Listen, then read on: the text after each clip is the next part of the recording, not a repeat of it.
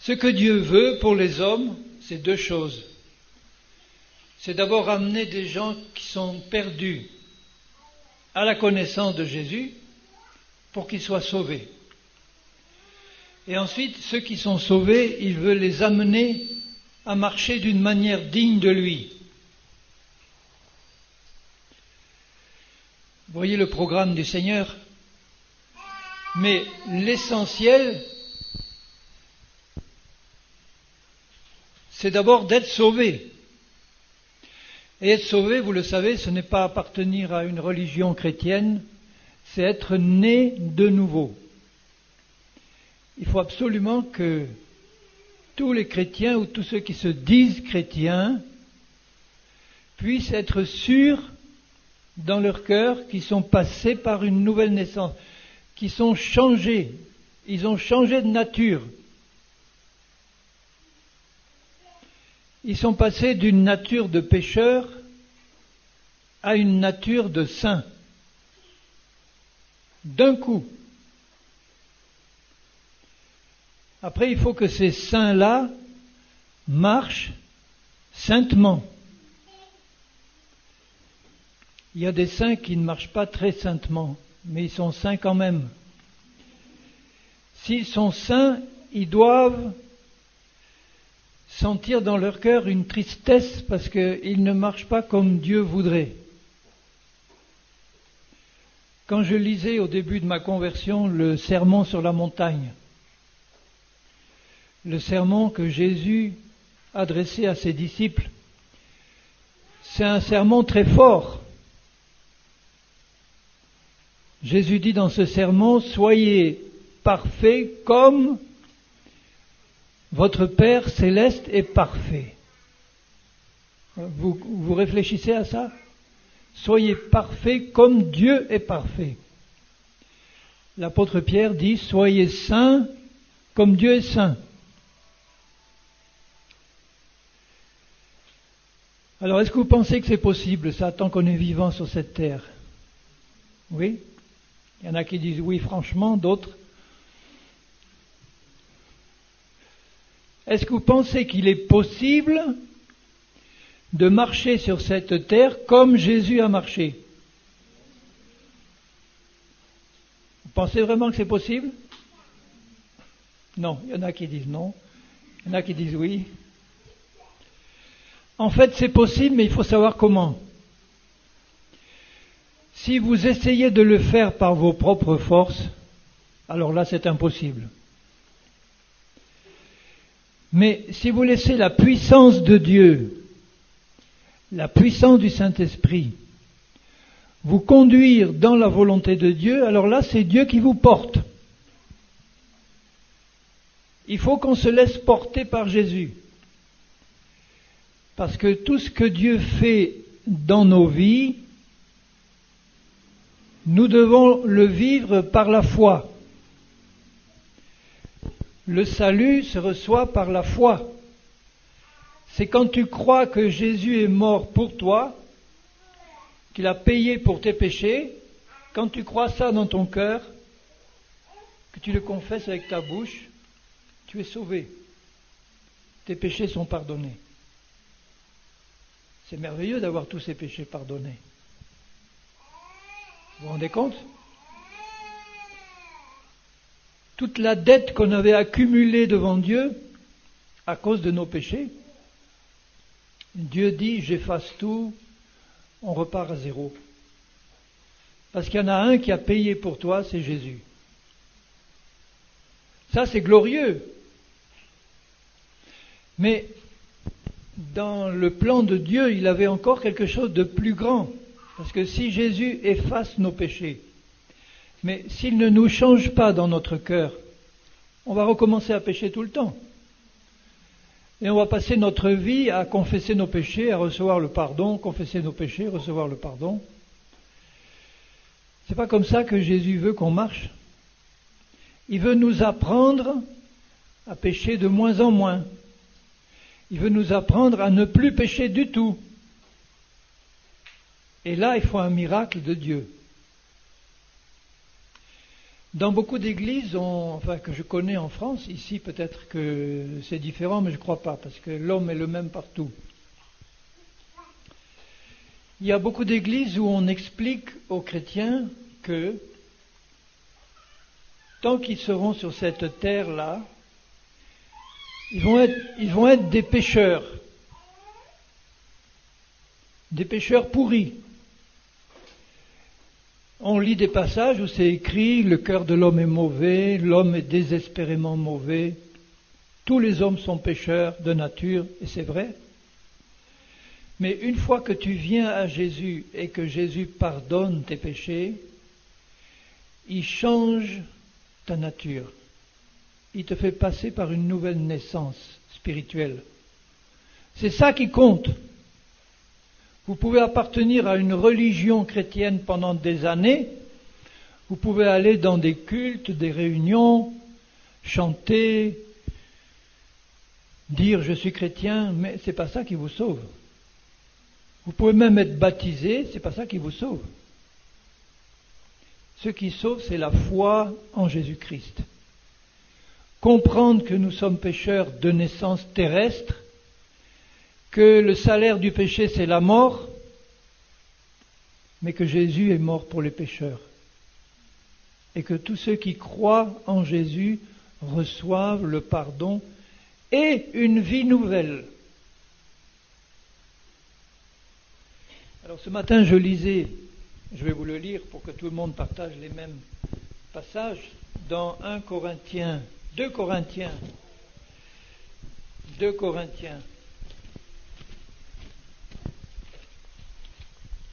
5.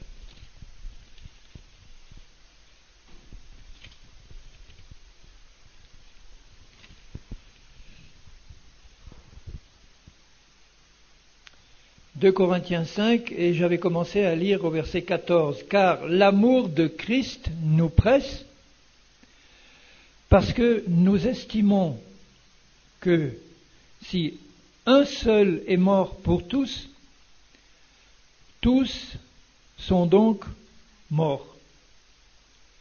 Christ est mort pour tous les hommes, mais le salut ne s'étend pas automatiquement à tous les hommes. Si c'était automatique, on pourrait dire Jésus est mort pour tous les hommes, on n'a rien d'autre à faire, tous les hommes vont être sauvés. Il y en a qui enseignent ça, mais c'est faux. Le salut est donné à tous les hommes, le salut est acquis, payé pour tous les hommes, mais pour le recevoir, il faut que les hommes croient. Et donc, quand il dit que si un seul est mort pour tous, tous sont donc morts, et qu'il est mort pour tous afin que ceux qui vivent ne vivent plus pour eux-mêmes, mais pour celui qui est mort et ressuscité pour eux. Donc il faut que chacun fasse un choix personnel. J'ai compris que Jésus est mort pour moi, mais moi maintenant je dois choisir de vivre plus pour moi, mais pour Jésus. Alors là, je prends pour moi ce que Jésus a fait à la croix, je décide de le prendre pour moi et de le vivre. Et là, j'entre dans la mort et dans la résurrection de Jésus. Jésus, sur la croix, nous savons qu'il a pris sur lui nos péchés. Il les a payés par sa mort. Il a pris nos péchés dans son corps, sur le bois de la croix. Et nos péchés l'ont conduit à la mort, à notre place. Pour que tous ceux qui croient en lui reçoivent la vie éternelle parce qu'ils sont morts en Christ et ressuscités en lui. Ça, c'est libérateur de comprendre ça. Que Jésus ne s'est pas contenté d'effacer nos péchés, il nous a donné le bénéfice de sa mort et de sa résurrection. C'est comme si Dieu d'avance nous a placés en Christ. Quand Christ était sur la croix, il nous a placés en lui, tous ceux qu'il connaissait d'avance, qui allaient répondre oui. Il nous a placés en lui, et quand Christ est mort, nous sommes morts avec lui. On est resté 3 jours avec lui dans la tombe, et quand il est ressuscité, nous sommes ressuscités avec lui. Et nous sommes montés au ciel avec lui. Où est-ce qu'il est maintenant, le Seigneur Jésus? Il est assis à la droite de Dieu dans le ciel, dans son corps ressuscité. Il va revenir un jour nous chercher. Mais il est aussi en même temps présent en nous par son esprit. Et nous aussi, nous sommes dans notre esprit en Christ. Mon esprit, il est là dans mon corps. Mais il est en même temps assis dans les lieux célestes en Christ. Ça veut dire que les lieux célestes sont déjà là maintenant au milieu de nous. Les lieux célestes, c'est là où se trouve mon esprit déjà. C'est le royaume de Dieu. Le royaume de Dieu est au milieu de nous, a dit Jésus. Il est au milieu de nous par la présence de Dieu dans la vie de ceux qui ont accepté Jésus. Vous pouvez me poser des questions, m'interrompre. Si vous avez quelque chose que vous n'avez pas compris, on est en petit comité là pour le moment. Donc n'hésitez pas, levez la main et puis dites, comme ce matin, certains ont posé des questions qui étaient très, très intéressantes pour tout le monde. Alors lisez la suite avec moi. Au verset 16, « Ainsi dès maintenant nous ne connaissons personne selon la chair. Et si nous avons connu Christ selon la chair, maintenant nous ne le connaissons plus de cette manière. Ceux qui vivent pour eux-mêmes sont ceux qui vivent selon la chair. Si nous vivons pour nous-mêmes, nous ne vivons pas pour Dieu. Il faut qu'on choisisse. Si nous décidons de nous convertir à Jésus, nous devons accepter maintenant qu'à partir de ce moment-là, nous n'allons plus vivre pour nous-mêmes, mais nous allons vivre pour Dieu. Le désir de notre cœur, c'est d'obéir à Dieu. Un chrétien qui dit, moi, je suis bien content d'avoir mes péchés pardonnés, mais maintenant, Seigneur, tu me laisses tranquille, maintenant je veux faire ma vie tranquille. Ça, c'est pas un chrétien qui a vraiment compris les choses comme il faut. Celui qui a compris, c'est celui qui sait qu'il a été plongé dans la mort de Jésus, il est devenu une nouvelle création en Jésus, et maintenant il est étranger au monde et aux choses du monde.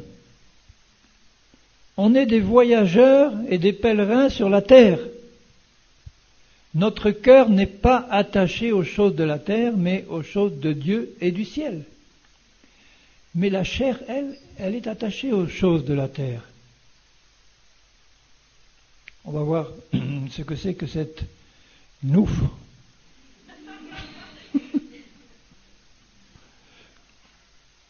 Il dit au verset 17, « Si quelqu'un est en Christ », vous voyez bien l'expression qui est employée là. Il ne dit pas simplement si quelqu'un croit en Jésus. Vous avez des chrétiens qui croient que Jésus existe. Moi, je suis catholique d'origine. Même un catholique qui fait partie du gratin catholique, puisque je suis né à Lourdes. Donc quand j'étais catholique, je n'étais pas très pratiquant, mais je disais quand même, je ne suis pas n'importe quel catholique, je suis né à Lourdes, sous la protection directe de la Vierge Marie. Tous les catholiques ne peuvent pas dire ça, hein. Et en plus, j'étais 4 ans au collège des Jésuites Saint-Michel, qui est le meilleur de Madagascar. Hein. Il paraît, hein, c'est ça. Donc j'étais très fier de ça, mais c'est pas ça qui m'a fait naître de nouveau. Ça, c'est la religion des hommes. Mais là, il dit, si quelqu'un est en Christ, il est une nouvelle créature. Il est un être nouveau qui a été recréé complètement dans son esprit. Ça, c'est important. Dès le début de ma conversion, je disais ce matin, je me suis converti, j'enseignais la psychologie à l'université. Là, il faut un grand, grand miracle pour ça. Parce que pour que quelqu'un qui enseigne la psychologie se convertisse, il faut un grand miracle de Dieu. La psychologie, c'est plutôt une barrière intellectuelle pour comprendre l'Évangile. Alors je suis un grand miraculé. Mais je savais depuis le début, le jour où je me suis repenti de mes péchés et où j'ai demandé pardon, c'était dans une réunion où il y avait 400 personnes, dans une église évangélique, et celui qui prêchait l'évangile était mort, il avait vu le ciel et l'enfer, il était ressuscité 3 heures après sa mort, et je vous garantis que quand il parlait du ciel et de l'enfer, ça tremblait. Il a fallu ça pour me faire trembler. Et après, quand il a fait un appel, en disant tous ceux qui ont été touchés dans leur cœur, levez la main, je vais prier pour vous.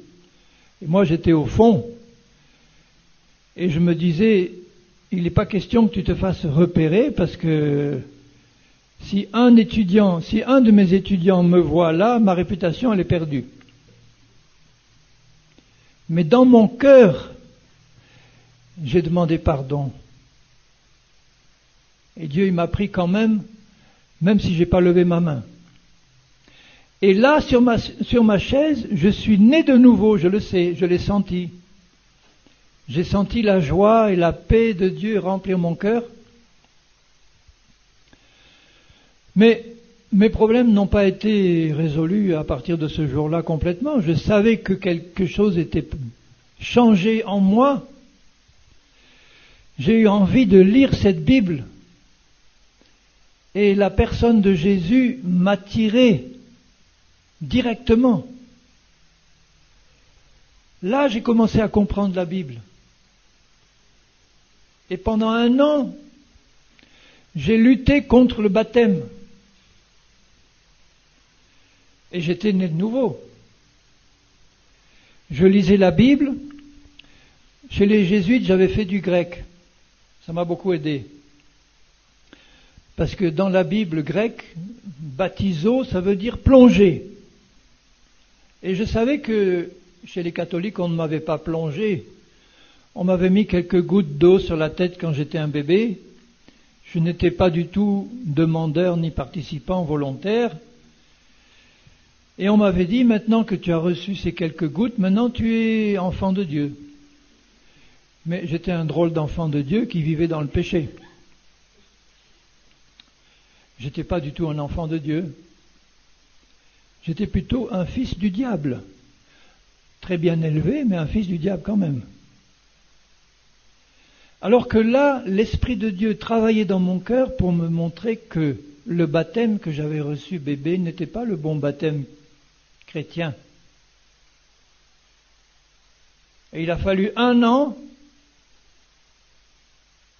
pour que, en lisant ça, le Saint-Esprit me fasse comprendre que je n'avais pas obéi à l'ordre du Seigneur.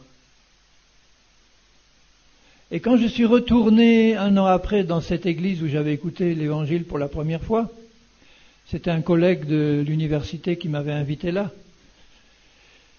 Quand je suis rentré là, j'aime bien le raconter parce que c'était tellement fort pour moi. Il y a une petite jeune fille qui s'est précipitée vers moi, qui m'a dit « Henri, tu es baptisé, toi ?» Et là, j'ai pas pu dire oui, comme je disais avant. Je savais de quel baptême elle parlait. Elle parlait d'un baptême par immersion au nom du Père, du Fils et du Saint-Esprit, parce que l'immersion représente ma mort. Et quand je sors de l'eau, ça représente ma résurrection. C'est ça qu'il vient de dire là. Tous ceux qui sont en Christ sont passés par une mort et une résurrection qui est représentée par le baptême. Et quand cette jeune fille m'a posé cette question, j'ai dit non, non. Et tout de suite, l'Esprit de Dieu m'a dit, puisque tu dis non, va régler ça directement avec le pasteur. J'ai dit, où il est le pasteur? J'ai pris le pasteur par la veste, je l'ai presque secoué, je lui dis, pasteur, je veux être baptisé aujourd'hui même, vous m'entendez? Il m'a regardé, un peu surpris, il y avait un baptême 15 jours après, il aurait pu me dire, comme on dit souvent, on va vous faire attendre, cher frère, attendez. Il m'a regardé, il m'a dit, bon, je prends 2 témoins, on va chez vous, vous ouvrez la baignoire, et puis je vous plie en 4, et puis je vous baptise. J'ai été baptisé là.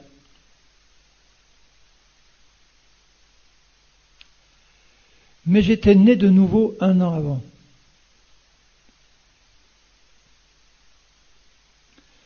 Et le soir même de mon baptême d'eau, le jour même, j'ai reçu une effusion du Saint-Esprit incroyable. J'ai été baptisé du Saint-Esprit ce jour-là. Le même jour. Comme quoi ma désobéissance empêchait le Seigneur de me faire aller plus loin. Et quand j'ai accepté de obéir à Dieu, c'est comme si le ciel s'ouvrait plus grand. Et j'ai reçu cette puissance du Saint-Esprit que je n'avais pas reçue. J'ai reçu le Saint-Esprit le jour où je suis né de nouveau, c'est sûr. Mais je n'étais pas rempli. Est-ce que vous croyez que tous les chrétiens sont automatiquement remplis du Saint-Esprit dès le premier jour de leur conversion? Non. Tous les chrétiens ont le Saint-Esprit, sinon ils ne seraient pas nés de nouveau. Mais on n'est pas rempli le jour où on se convertit, parce que pour être rempli, il faut le désirer. Dieu ne va pas remplir quelqu'un qui ne veut pas être rempli.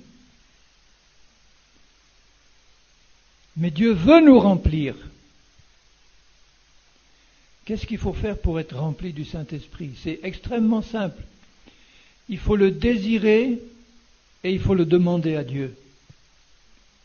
Seigneur, je désire être rempli. Mais alors, que tout ce qui peut être rempli en moi soit rempli. Ça ne veut pas dire que ça sera fini à ce moment-là. À mesure que j'avance avec Dieu, il va continuer à me remplir de son esprit.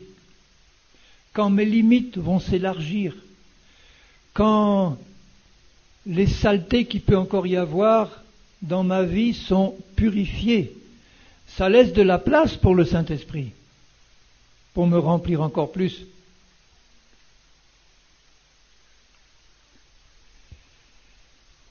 Si quelqu'un est en Christ, il est une nouvelle création. Les choses anciennes sont passées, toutes choses sont devenues nouvelles. Mais moi, je ne comprenais pas ça. Je savais qu'il y avait certaines choses qui étaient nouvelles, mais d'autres qui continuaient à être anciennes dans ma vie. Ça, c'est arrivé à tout le monde, ça, je suis sûr. J'avais l'Esprit de Dieu en moi, je le savais, mais en même temps, j'avais toujours des pensées mauvaises, des désirs mauvais, des désirs impurs, une lutte en moi entre des bonnes choses et des mauvaises choses. Et je me disais, mais comment ça se fait ça? C'est écrit, toutes choses sont nouvelles. Pourquoi j'ai encore des choses anciennes, des désirs impurs, des craintes, de l'incrédulité? Ce n'est pas des choses nouvelles, ça. Donc, tout ça me faisait réfléchir.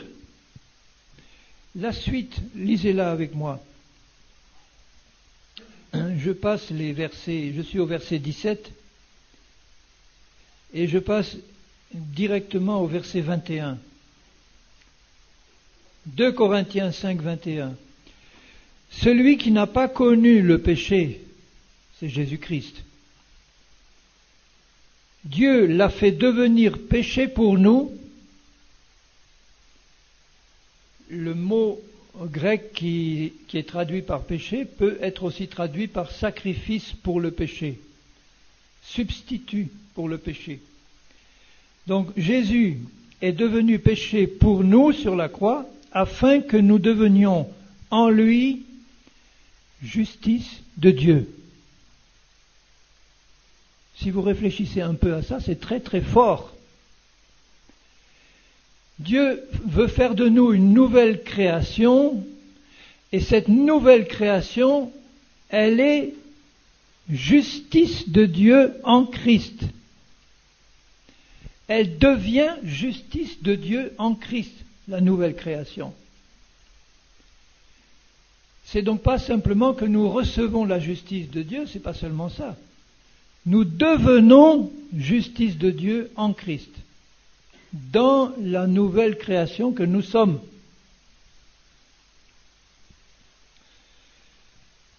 Et j'ai mis des années à comprendre comment ça marche. Je lisais ces versets, je dis je suis une nouvelle création, mais en même temps, il y a plein de choses de mon ancienne vie qui restent. Ceux qui m'enseignaient me disaient ne t'inquiète pas, tu as une nouvelle nature, mais tu en as aussi l'ancienne qui est là. Et peu à peu, le Seigneur, il va transformer l'ancienne, la changer dans la nouvelle, et tu vas être perfectionné peu à peu comme ça. Je dis oui, mais ça va pas ça. Puisque Jésus dit que nous sommes déjà une nouvelle création, que cette nouvelle création, elle est justice de Dieu en Christ. C'est quelque chose de parfait, la nouvelle création de Dieu. Je disais ce matin, quand Dieu crée quelque chose, il ne le crée pas à moitié. Il crée quelqu'un de parfait dès le début. Quand il a créé Adam et Ève au début, il a formé Adam avec la poussière de la terre, et ensuite il a soufflé l'esprit dans ce corps-là, et il a dit maintenant créons l'homme à notre image, à notre ressemblance. Et Adam s'est levé, Adam était pur, était parfait, il n'y avait aucun péché en lui, il n'y avait rien de mal. Le mal est entré quand il a désobéi.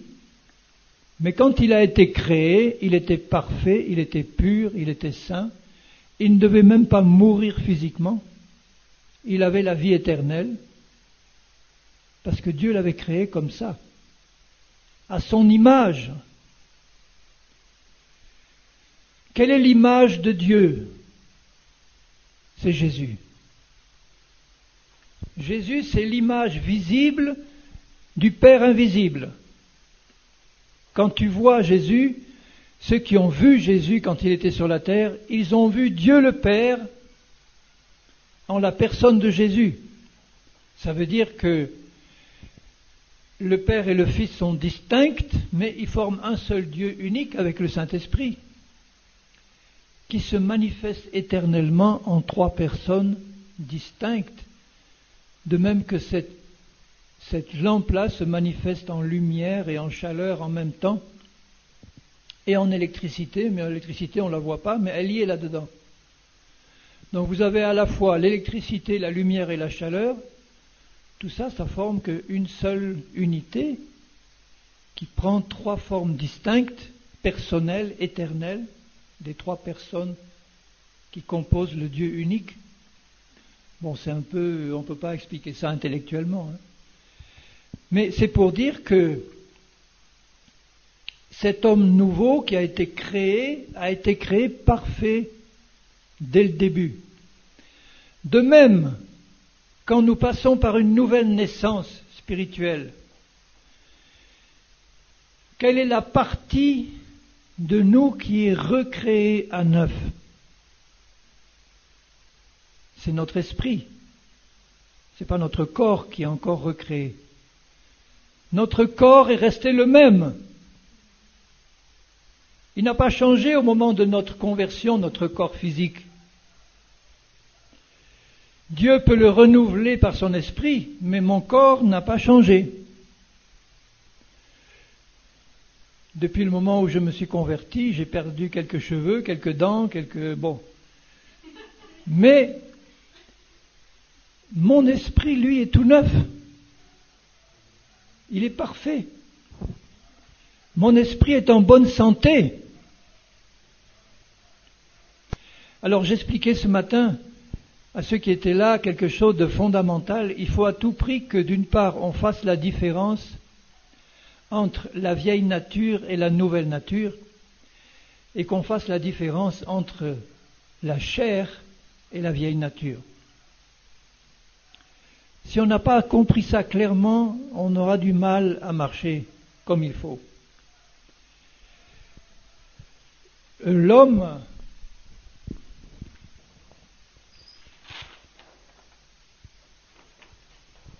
vous voyez, l'homme est composé de 3 parties. L'homme présent là. Vous avez le corps extérieur, que tout le monde peut voir. Vous avez une partie intermédiaire qui est l'âme. L'âme, c'est le domaine des psychologues, justement. L'âme, c'est là où se manifeste dans notre être intérieur conscient, se manifestent des pensées, des sentiments, des émotions, des désirs, des passions. Et puis vous avez l'esprit qui est la partie la plus profonde, qui est là. Et c'est notre esprit qui est notre homme intérieur. L'apôtre Paul, il parle souvent de l'homme intérieur. Nous avons à l'intérieur de notre corps un homme intérieur ou une femme intérieure qui est notre esprit et qui est le double intérieur de ce que tu vois là à l'extérieur de ton corps. Ton esprit, il a une tête, des bras, des jambes, des yeux, une bouche, des doigts, des pieds. Mon esprit, c'est une substance spirituelle. Ce n'est pas une substance physique comme mon corps. Mais mon esprit, il a une forme. Et mon corps, la forme de mon corps correspond à la forme intérieure de mon esprit. Alors vous pourriez me dire, oui, mais où est-ce que tu vois ça dans la Bible, frère ? Je vois ça dans l'Apocalypse, où l'apôtre Jean, il décrit le ciel, parce que Dieu le transporte en esprit dans le ciel. Et là, il regarde tout ce qu'il voit. Et dans le ciel, il voit des anges, il voit le trône de Dieu, il voit des êtres bizarres, comme les 7 esprits devant le trône de Dieu. Et il voit les âmes ou les esprits, puisque dans le ciel, âme et esprit, c'est la même chose. Il voit les âmes de ceux qui attendent la résurrection et qui sont devant le trône de Dieu et qui louent le Seigneur dans leur robe blanche, ayant à la main des palmes, et de leur voix et de leur bouche, ils louent le Seigneur qui est sur son trône. Ce sont les esprits de ceux qui ont quitté leur corps et qui attendent la résurrection. Dans le ciel, les esprits des justes qui sont dans le ciel, qui n'ont pas encore récupéré leur corps physique, les esprits qui sont dans le ciel ne sont pas des petits nuages informes, ce sont des esprits qui ont une forme, qui ont une tête, qui ont une bouche pour louer Dieu, qui ont des bras pour tenir des palmes, qui ont des pieds pour marcher, qui ont des robes blanches sur leur corps. Je vous disais ce matin qu'il y a d'autres passages qui le montrent, puisque l'apôtre Paul, il dit par exemple qu'il connaît un homme qui a été transporté au 3e ciel. Était-ce dans son corps ou hors de son corps, il ne sait pas. C'était lui dont il parlait. Donc, s'il n'a pas pu faire la différence et savoir s'il était dans son corps ou hors de son corps, c'est que quand il était dans le ciel, il s'est regardé et il a dit, tiens, j'ai toujours une tête, j'ai toujours des bras, des jambes. Je ne sais pas si c'est mon corps ou pas mon corps, mais ça n'a pas la forme d'un animal. Et c'est pour ça que Paul appelle notre être intérieur, il l'appelle un homme intérieur, c'est un homme complet. Et c'est cet homme-là qui a été recréé à la nouvelle naissance, qui a été créé à neuf. Mais cet homme intérieur, nous ne le voyons pas. J'en parle par la foi parce que la parole de Dieu en parle. Mais il a fallu que je comprenne qui était cet homme intérieur. Au début, je me disais, l'homme intérieur, ce sont mes pensées, c'est ma volonté, mes sentiments. Mais c'est pas ça. Ça, c'est pas l'homme intérieur. L'homme intérieur, c'est notre esprit qui habite dans mon corps là. C'est quand même malheureux que ceux qui connaissent cette réalité-là, ce sont les sorciers et les occultistes. Il y a plein, on a connu il y a 20 ans, plein de sorciers ou des occultistes ou des satanistes qui se sont convertis à Jésus. On s'est occupé d'un certain nombre d'entre eux. Et eux, ils savaient très bien que quand ils étaient au service de Satan, ils pouvaient sortir de leur corps en esprit et se promener dans leur esprit pour travailler pour Satan. Les chrétiens, ils ne font pas ça. Mais les chrétiens devraient savoir qu'ils ont un esprit qui est un homme intérieur. Le frère dont je vous parlais, là, le pasteur qui était mort, il était mort d'une maladie incurable. Il avait une gangrène généralisée des 2 jambes. Ses 2 jambes étaient pourries de gangrène. Et il est mort. Et il m'a raconté lui-même, quand il est mort, il a senti son cœur s'arrêter. Et il a senti qu'il sortait de son corps, dans son esprit. Il a vu son corps à côté dans le lit. Et lui, il a regardé. Il s'est vu dans son esprit. Avec une tête, des bras, des jambes. Et il s'est senti monter vers le ciel, dans son esprit. Il a vu les portes du ciel s'ouvrir et il s'est retrouvé devant le trône de Dieu, de Jésus. Et Jésus est descendu de son trône, il l'a pris par la main. Et il l'a amené voir la demeure qu'il avait préparée pour lui et qu'il attendait. Après, il lui a montré l'enfer. Il ne l'a pas fait rentrer dedans, mais il l'a mis devant et il a entendu les cris de ceux qui étaient là-dedans, qui le voyaient à l'extérieur, dans la lumière de Christ, et qui lui disaient, si tu peux, redescends sur la terre prévenir mon père, ma mère, ma sœur, mon frère, qu'il y a un jugement après la mort. Ça vous rappelle pas la parabole du pauvre et de Lazare? Le pauvre Lazare et le riche se trouvait dans les flammes et il voyait Lazare avec Abraham de l'autre côté et il lui disait, si tu peux, retourne prévenir mon père, ma mère. Et la réponse d'Abraham était sévère, il a dit, même si quelqu'un revenait d'entre les morts, il ne croirait pas.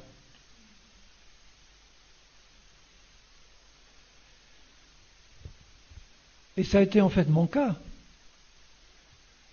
Parce qu'avant de me convertir, tout me réussissait, j'avais tout réussi, les études, le mariage, les enfants, le travail, tout. Tout ce qu'un homme peut avoir, je l'avais. Sauf la grande fortune financière, mais enfin bon. J'étais quand même pas à plaindre comme enseignant à l'université. Mais j'avais quand même peur de l'au-delà. Pas tellement peur de la mort, puisque je savais qu'il fallait mourir, mais je me disais, mais après la mort, qu'est-ce qu'il y a vraiment? Et ça m'inquiétait quand même au fond de mon cœur. Qu'est-ce qu'il y a? Est-ce qu'il y a un enfer? Est-ce qu'il y a un ciel? En tout cas, s'il y a un ciel, je ne suis pas sûr d'y aller. J'espère que j'irai, mais je ne suis pas sûr.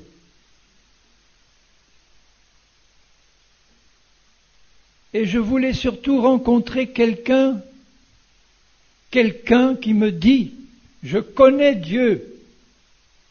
J'avais rencontré des prêtres, j'avais rencontré des gourous indiens, j'avais été écouter des gourous indiens à Paris, je les avais pris en privé, je leur avais dit, bon, cher gourou, je ne veux pas de baratin, enfin c'est des mots simples que j'avais utilisés, mais dites-moi vraiment si vous connaissez Dieu, personnellement.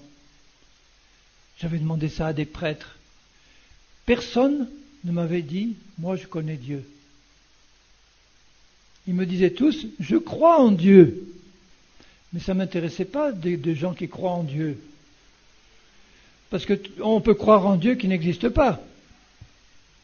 Je voulais connaître quelqu'un qui avait vu Dieu et qui lui parlait, qui lui avait parlé. Et Ce pasteur qui était mort là et ressuscité, eh bien lui, il était mort, il avait vu Jésus, il avait vu l'enfer, le ciel, il avait parlé avec Dieu et il était revenu me le dire.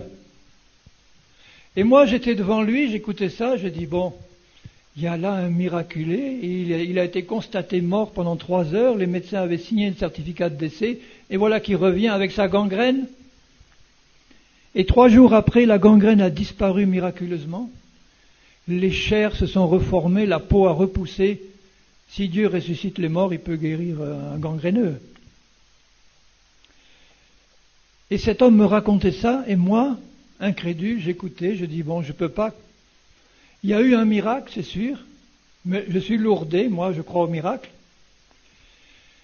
Mais qui est-ce qui me dit que ce que cet homme a vu là-haut, c'est vrai? Moi je n'y étais pas. Et j'avais pas envie de mourir pour voir ce qu'il y avait. Donc ça m'a encouragé à venir écouter ce pasteur. Et justement, là, le jour suivant, quand il a prêché l'évangile dans cette réunion-là, c'est ça qui m'a touché. C'est pas son témoignage qui m'a touché. C'est la parole de Dieu. C'est l'évangile. Moi qui étais un fils de bonne famille, bourgeoise, je me croyais quelqu'un de bien. Je n'avais pas été comme ces drogués, ces gens de la rue qui font n'importe quoi. Moi, j'étais un homme bien.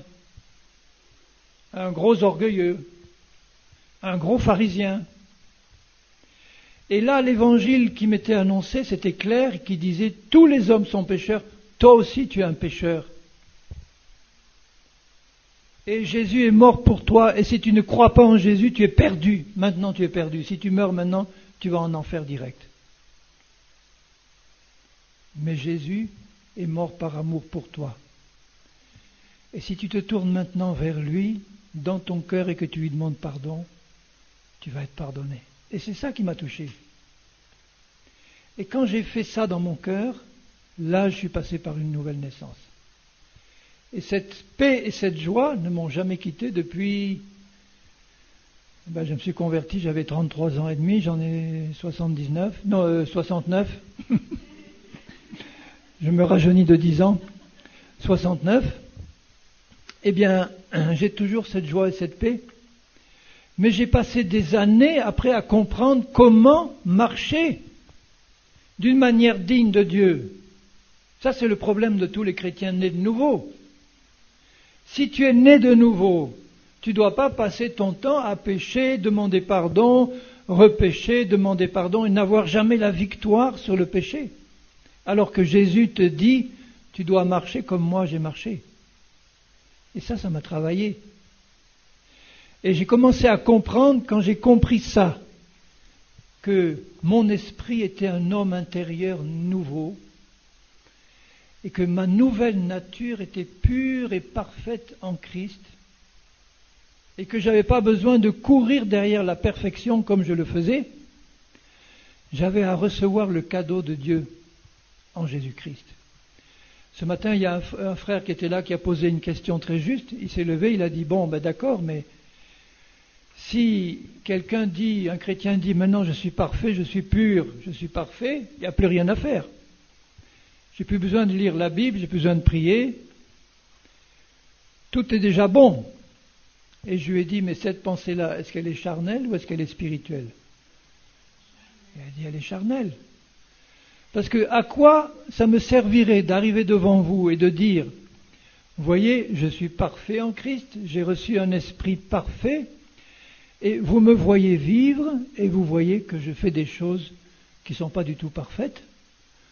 Vous voyez que je dis des mensonges, vous voyez que je fais des compromis avec les impôts, vous voyez que que je vole dans la caisse de l'église. Il y en a qui font ça, hein. Vous direz, bon, mais à quoi ça lui sert de dire qu'il est parfait? Il ne se comporte pas comme un parfait. C'est un témoignage honteux. Donc je dis, si vous êtes né de nouveau, vous avez un esprit qui est parfait, Mais après, il va falloir marcher concrètement dans cette perfection-là. Il faut que ça devienne pratique, concret. Il faut que mes paroles changent, que mon comportement change. Et comment je peux faire ça? Alors maintenant, vous passez à Éphésiens.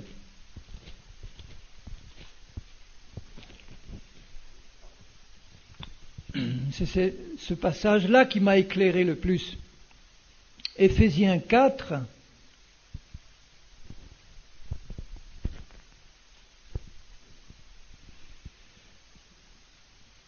Et je prendrai juste le verset 24.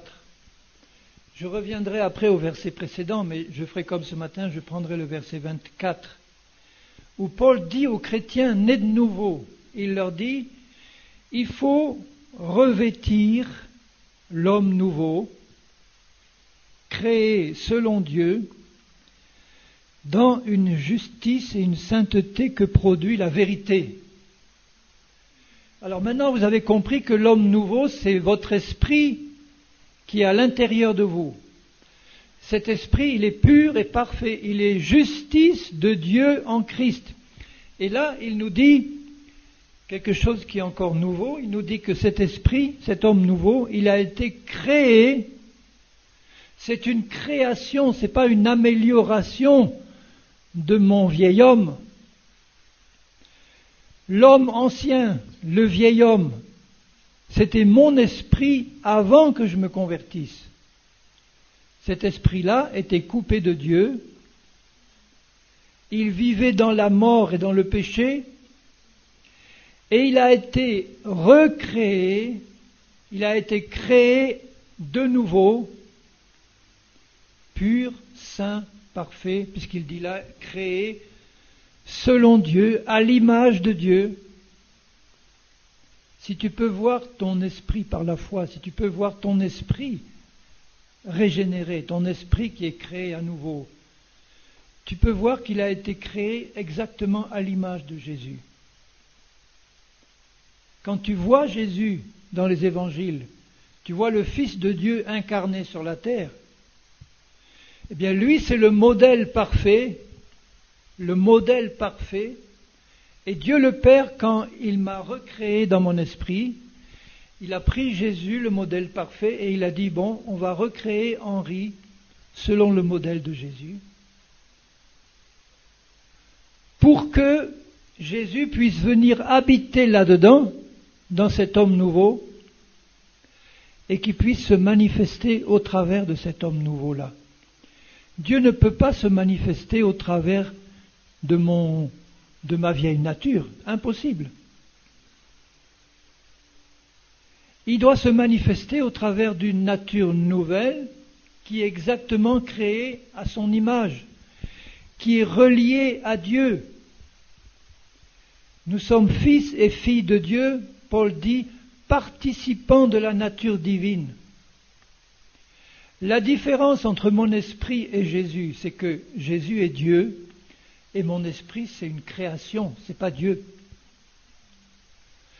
Donc mon esprit ne pourrait pas vivre indépendamment de Christ tout seul.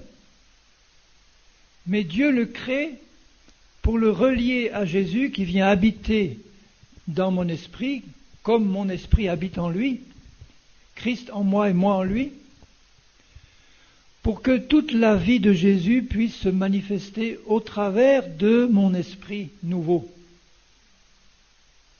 C'est un plan merveilleux parce que Dieu aurait pu décider de nous mettre de côté complètement en disant, eh bien, je vais laisser Christ faire tout et vous, là, les chrétiens, vous restez dans votre coin, vous ne bougez pas. Dieu n'a pas voulu ce plan-là. Il a voulu qu'on devienne des fils et des filles qui participent à sa vie, qui exercent leur initiative, mais en Christ. Ce n'est pas une initiative indépendante de Christ, c'est en Christ. Quand il a fallu qu'on décide de venir à Madagascar, on avait quelques contacts avec quelques frères et sœurs, Mais il n'y a pas eu directement d'invitation de quelqu'un ici. Parfois nous sommes invités par une église, le plus souvent. Mais pour venir ici, c'est Dieu lui-même qui nous a invités. Et j'ai écrit, je crois, à la sœur Honorette d'abord, et puis à quelques autres, j'ai dit, bon voilà, Dieu me met sur le cœur de revenir à Madagascar. C'est une invitation de Dieu, mais c'est nous qui avons décidé d'y aller en croyant que c'était Dieu qui nous envoie. Je n'ai pas vu Jésus m'apparaître pour me dire « Henri, tu vas aller à Madagascar ». Je sentais dans mon cœur ce désir, mais ça aurait pu être un désir humain. Donc nous avons décidé d'y aller, et quand c'est le plan de Dieu, Dieu vous laisse aller. Si ce n'était pas son plan, il m'aurait arrêté. Juste avant qu'on vienne, on nous a supprimé l'avion. Donc un avion, on arrive à l'aéroport, il n'y a plus d'avion, pourtant on en arrive. Mais le lendemain, il y en avait un. Alors j'ai dit à l'employé, inscrivez-nous pour demain. Et on est venu un jour plus tard. Mais si Dieu n'avait pas voulu qu'on vienne à Madagascar, il aurait fermé la porte complètement. Il y aurait eu une grève d'Air France et l'avion de demain ne partait pas non plus. C'est comme ça que ça marche avec Dieu. Tout ce que nous le faisons dans la foi que Dieu nous guide. Pourquoi ? Parce que dans notre cœur, nous avons le désir d'obéir à Dieu. Nous avons ce désir d'obéir à Dieu. Oui.